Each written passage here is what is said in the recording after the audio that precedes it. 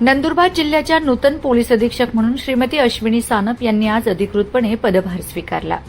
यावेळी त्यांनी जिल्ह्यात कायदा व सुव्यवस्था अधिक बळकट करण्यासोबतच गुन्हेगारीवर प्रभावी आळा घालण्याचा निर्धार व्यक्त केला। पदभार स्वीकारल्यानंतर त्यांनी सांगितले की नागरिकांचा पोलीस प्रशासनावरील विश्वास अधिक दृढ व्हावा यासाठी पारदर्शक व जनतेला केंद्रस्थानी ठेवून कामकाज केले जाईल। तसेच जिल्ह्यात शांतता, सुरक्षितता आणि जनतेशी सुसंवाद यांना विशेष प्राधान्य दिले जाईल। महिला सुरक्षिततेच्या दृष्टीने विशेष दक्षता घेण्यात येणार असून महिलांविरोधातील गुन्ह्यांवर कठोर कारवाई केली जाईल असेही त्यांनी स्पष्ट केले।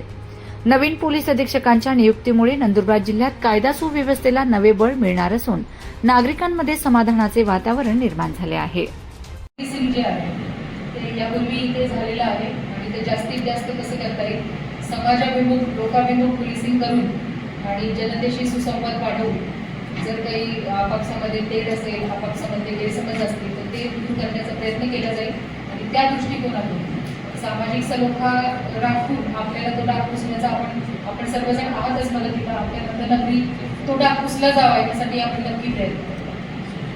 बाबतीमध्ये जे पोलिसिंगमध्ये जे काही कायदा कलम आहेत त्याचा वापर तर करणारच आहोत। काल पण एक गुन्ह्याची केस झालेली आहे, फारची केस झालेली आहे आणि रोज आपण त्या केस करून त्याचे फॉरवर्ड बॅकवर्ड लिंकेजेस जे आहेत ते चेक करून मूळ ह्याच्यावर जर आपण काय म्हणतात त्याला घाव घातला तर आपल्या हद्दीतून जे काही ट्रान्सपोर्टेशन होते ते कमी करण्याचा आपण नक्की प्रयत्न करू। पलीकडे राज्याच्या पलीकडे जे पोलीस आहेत आणि आपलं जे आहे कोऑर्डिनेशन बैठका घेऊन त्यांच्याकडे काय उपाययोजना होत आहेत, आपल्याकडे काय उपाययोजना करता येतील, अशा प्रकारे कोऑर्डिनेशन बैठक घेऊन ते पण आपण ते करण्याचा प्रयत्न करू।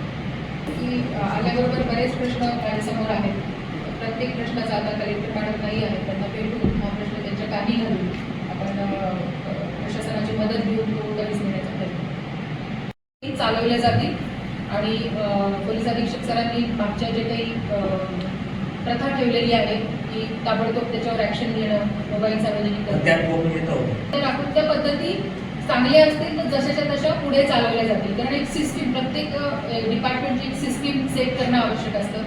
त्याचं इन्स्टिट्यूशनलायझेशन केलं की ते कायमस्वरूपी राहून जातं।